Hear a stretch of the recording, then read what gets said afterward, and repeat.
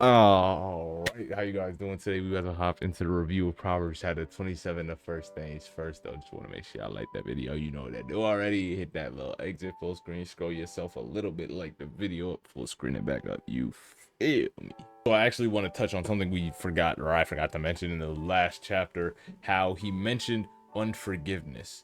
Right, when you're hating somebody, you can unforget them or unforgive them. Right, you don't forgive them, and that's a problem. It's probably one of the worst things we could do. He said the harboring revenge and hatred, right? There's a saying that it's like drinking poison hoping that the other person dies. And as Christians, we're called to forgive, right? Because if Jesus said it himself, if we don't forgive down here, how much more will our Father in heaven not forgive us up there?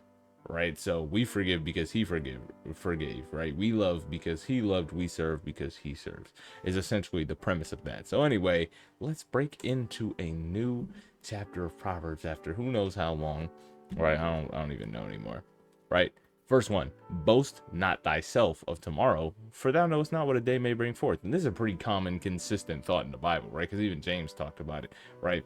You're not supposed to brag on what you do tomorrow. This isn't saying don't boast, but mostly don't boast of what you're going to do tomorrow, because it's if God wills it. We don't know if we're going to make it tomorrow. We don't know if it's promised. Even if you stay up through the night and you don't die in your sleep, any point while you're awake, you could just heart attack, die.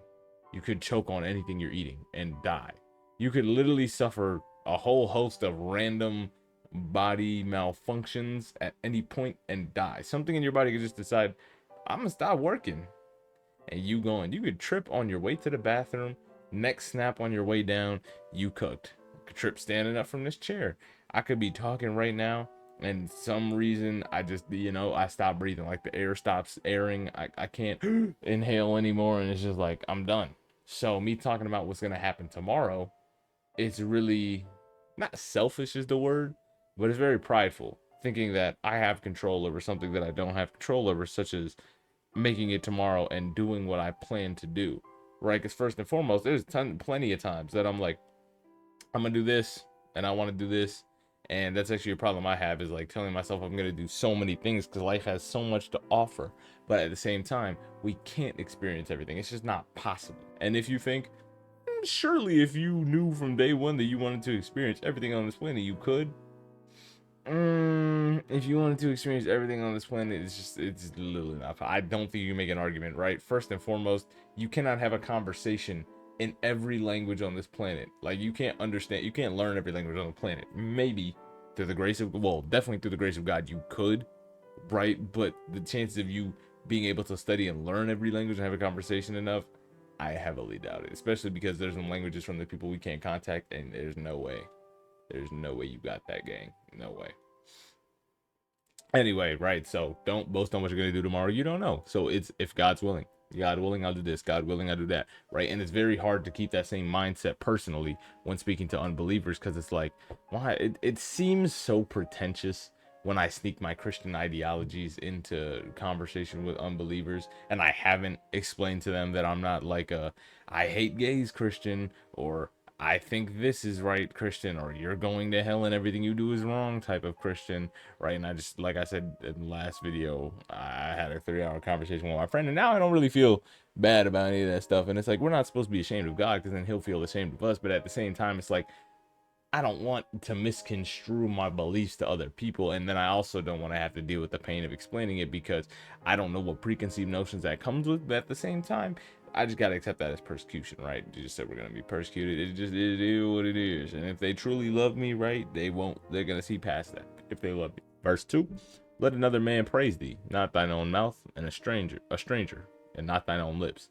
Basically saying, remain humble. If somebody's gonna speak nice about you, let it be somebody else, because then it's based on what they see of you and not what you think of your own self, and you thinking haughtily of yourself or too highly of yourself, right, is when somebody else compliments you. Praise, praise is a bit of a strong word. I know what the intention they were going for, and that, but right, we don't want anybody to praise us. We only praise God, right? However, if somebody wants to give you a compliment, or, be proud of what you did kind of thing, or just give yourself like a compliment. I was trying to think of another word for compliment. I don't know any, right? At least at this moment. So if somebody wants to give you a compliment or praise some work you did, but not like literally get on their hands and knees and start bowing to it, right? Let somebody else do it. You ain't got to do it. Like, you can, there's times where I've said, I'm proud of myself for this. And because I can look back and I can really say, like, dang, I put the work in for this. But it's also God giving me the power to do the work of it. So it's like, I'm praising myself when I should be, thank you, God, for giving me the power to be able to do X, Y, and Z. And I love you for that. Right? Right. Verse 3. A stone is heavy, the sand is weighty, but a fool's wrath is heavier than them both. Or a fool, when they're mad, you don't know what they're gonna do. I was just watching this video. I can't say a highly recommended channel that I'm about to say because it's very gossipy, in a sense that, like, it really just talks about celebrities, specifically in the music industry. Very quality content, I will say. Like, a lot of effort and production is put into it, research and all that stuff, and I support the channel in terms of, like, I watch the content. Do I think it's the best content I should be watching? By no means at all. However, I think there's lessons to be learned in some of the stuff that we see from celebrities and the actions that they take, because it's not just like all negative, right? Some of it's positive, right? But the video that I was going to reference was about YN crash out behavior, and literally the anger of a fool when defining a crash out. Who was it in the video? I'm trying to remember who it was, but regardless of the fact, they said it's when you lose all sense and you do something in an instant that can cause a change of your life in that same instant. Something along the lines of you catching a body, committing a murder and going to jail. Something like robbing somebody and being liable to go to jail, right? All these different types of things that embodies a fool's wrath because there's no forethought, right? The Bible is pretty consistent with its talks about prudence and being able to, quote unquote, see the future, but also just know there's consequences for my actions, and whatever I choose to do is going to have some consequence. And if you're unaware, a consequence can be a good thing or a bad thing. The word itself just means subsequent reaction to the action, right? So if you think of Newton's third law, every action has an equal opposite reaction. The consequence is that equal opposite reaction, right? There's going to be something that fits the action that was done, right? Some reaction is going to fit the mark of what that action you took was. So a fool's wrath is gonna reap a bad consequence most of the time, right? And it says it's heavier, meaning like it's just like it's weightier, right? A stone, a lot of times when we think about stones, right, it's even a measurement of weight. I was gonna say a lot of things about stones, like, oh, it's big and it's heavy and it's hard, sure, but there's also the measurement of weight there, right? That's ingrained, right? And for sand, I don't know necessarily if sand is a weight thing, like cared about it, right? But the sand weighty, we can check it in another translation. I was gonna in my head think about like the hourglass and how it drops the sand grains, and that represents time, but that's not really about weight, right? But yeah, I don't know, it just says weighty. But sand, I guess, yeah, if you get a whole bunch of sand, there's that question, like, what's heavier, a pound of iron or a pound of sand? And somebody be like, oh, the iron's surely got to be heavier. Sir, I said a pound of iron or a pound of sand. Regardless, it's still a pound of both. It's the same weight. So I don't know, maybe they consider sand back then heavy or something like that. As a whole, yes, like you get a bunch of grains of sand, it'll be heavy. Verse 4, wrath is cruel, anger outrageous, but who is able to stand before envy, right? And we know what envy is. However, I'm not fully confident on what this verse is trying to say. All right, so there's some key takeaways I see in this commentary, right? Jealousy on its own can be motivated, or can motivate that wrath and that anger that it says, whatever it said about that, right, is cruel and outrageous, right? Jealousy can motivate both of that, but those two things, anger and wrath, typically come from another reaction, right? That's usually a consequence. Jealousy, is technically a consequence of you seeing somebody else, but it's saying that it comes from the malignity of somebody's mind, right? The badness of somebody's mind that yearns after something that somebody else has. And things like that motivated the religious leaders to arrange the death of Jesus, it says right here. But it's worse than anger and wrath. Envy is worse partly because it's more unjust and unreasonable, not caused by any provocation as anger and wrath are, but only proceeding from a malignity of mind whereby a man is grieved for another man's happiness, and partly because it's more secret and undiscernible. Therefore, the mischievous effects of it are hardly avoidable, whereas anger and wrath discover themselves and forewarn and forearm a man against the danger, right? And I think a key takeaway, more than all of that, right? Malignity of the mind, whereby a man is greed for another man's happiness. I don't know if y'all exist on the same side of the internet that I find myself on occasionally. Well, actually, I don't know if I find myself there, but it more stems from like channels that will react to something on that side of the internet where it's like grown man doing this, grown man doing that, and they're like making fun, saying like a grown man is this, and this is the first thing that popped in my mind was like grown man grieved for another man's happiness. Like you see him winning, you see him with his money up, and you gonna hate on him for him getting his money up. Why don't you just get your money up, right? And it's easier said than done, but at the same time, it's like it makes sense for a person of the world to say like, yeah, if you're jealous of that, just go get that thing. However, for us, we should see something, right? Like I see somebody, for instance, I'm in this hot dorm room, very hot. I wake up constantly in the middle of the night sweating. I wake up sweating and I gotta take a shower as soon as I wake up. It's hot. Some people have nice AC houses that they don't have to live in this dorm room at the job I'm in, right? They live in the area, so they just go home and they got their cars and all that fun stuff. And I'm sitting here in this dorm room melting away, dealing with the freaking ant problem and all this garbage. And they're living it up. And I could say, man, I wish I was you. I could be getting myself bogged down on the fact that I'm suffering through this. But at the same time, I'm like, I still got life. I'm still blessed, right? I still got more than most. I got this freaking computer that I can make this YouTube videos on and everything, and I'm still very, very blessed. So I'm not grieved by another man's happiness, nor is that going to cause any anger and wrath inside of me.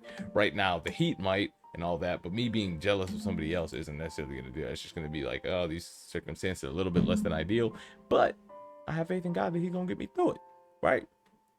Verse 5, open rebuke is better than secret love. And the mention of this is literally just when somebody openly rebukes you, right? We're told to speak the truth. So you sometimes have to rebuke your brother and tell them this is wrong, this is why, and I hope you come back, right? Before just your brother, then if they don't turn, before another person, they don't turn, before the whole congregation, if they don't turn, you lost your brother. If they come back, you gain your brother back. New Testament teaching, right? Ooh, wait. Side note, because I just somehow remembered it, Jesus even told a parable about not boasting about things in the future. I don't actually remember the parable that Pastor Paul was talking about, so I can't speak on it any further, but there's a parable about some gardener or something who said, I'm going to go to this town and I'm going to make money. I vaguely remember it, but not concretely. He was like, I'm going to go here and I'm going to go make money. And he's like, the point of the thing was, you can't 100% discern that you're going to do that. Anyway, open rebuke is better than secret love. So you're going to have to rebuke your brother sometimes or sister sometimes. And with that, it's better, right? We're told to speak the truth in love, right? There's truth and then there's truth in love. Because I can speak the truth. I can be like, yo, dog, your breath stinks. Get out of my face. Or I could be like, hey, so I noticed your breath kind of stinks. Like, I got a mint here if you want to take it, right? There's truth and then there's truth in love. You know what I'm saying? It's a very discernible difference. There's a difference between being honest and just, whatever the other alternative is to being honest. Because being honest usually exclaims some level of nicety, right? I'm being honest. Well, there could also be, I'm being honest. You wanted honesty, right? You wanted the truth. Well, you can't handle the truth. Anyway, and it's better than secret love. People that may lie to your face and just literally lie to you, right? If you're unfamiliar with the R&B artist Neo, he had this song on one of his albums, You're the Gentleman, titled Lied to Me, and he basically goes into detail about how he saw his girl cheating and he's rather just live in the space where he, in his mind, thinks that his girl loves him, she never cheated and he never found out. Just lie to me, right? Don't tell me this, tell me that. I don't want to face the reality that I'm living in, right? And some people, especially, right, I had that 3-hour conversation I said with my friend about like my beliefs and everything and his beliefs, right? Open rebuke is better than secret love. I could have kept let him living in that delusion, right? I'm not saying that he became a believer, but at the same point, it was open rebuke. It wasn't secret love. It wasn't just like, like, oh, I believe this, but it's not that important. We don't have to talk about that because, like, I know your beliefs are different and I don't want to weigh down you with the details and I don't want to, you know what I'm saying? But it was more so like, hey, these are my beliefs and this is why I believe. And I was like, what are your beliefs and all that stuff, right? And it's like, that was open love, but also open rebuke because I challenged some of his ideas. He gave me his challenges for my ideas. And I feel Like, I was honest enough in saying, like, I know a lot of it sounds like cop out, but that's where the faith comes in, right? We can't 100% prove it, because then there's no love. Then you're just lying to yourself and saying this thing is false, and you're lying to yourself. You're giving secret love there. If Christianity is 100% proven true and you decide not to believe it because you're like, F that, F Christians and all this type of stuff, you're lying to yourself. But it can't be proven, because then it's not love. You're not forced to believe it, because you're technically forced to believe something that's 100% true, because it's like there's no other alternative unless you're just lying to yourself. And we can't have that, because we can't choose God, and it's not an act of volition. There's no consent there, and if there's no consent, we cannot call that love. So when we choose God based on the faith that we don't see him and all this stuff, but we believe in what he said and what he does and did, that's where the love comes in. All right, that's gonna be the end of the video. Hope you guys have some fantastic rest of your day. Peace. Oh no, he didn't. Oh no, he didn't. But I'm here to tell you, he did. After who knows how long, there's a new shirt introduced to the channel. Yo, because low-key, I look at all my thumbnails, right? Because the way I do the videos and the editing, I can see all the past like thumbnails and everything, and I'm like, I really wear the same shirts when I'm recording. But also, that's mostly because I just wear the same shirts in general, because I'm into like clothes that I can just wear outside, not really care too much, go work out in, and then come back and chill in, work out in them again the next day or whatever the case is, right? And so it's like whatever. But we went to this little event today, so you know, if you want to see the whole fit, hold on. We had this with the camo shorts. I wore some white shoes, you know, $16 from Walmart that I got for a dance competition one time. Either way, I got this while thrifting, if you were asking. The shirt is from Gildan, which I actually kind of surprised me, or at least Gildan made it. It's probably a custom shirt, which is interesting because like it's not thick, but it's a little coarser than a typical like Gildan shirt that I would assume. And you know, it's got this little funky design, and I saw it and I was just kind of like, I have to get it. And yeah, so I got it while thrifting. I picked it up with these camo shorts as well, because I was like, I don't have anything that's gonna go with that shirt. And to be honest, I didn't even know if these camo shorts went with it for real, but we got it and it's now on the channel. I hope you're enjoying seeing a fresh shirt if you've been here a while. Anyway,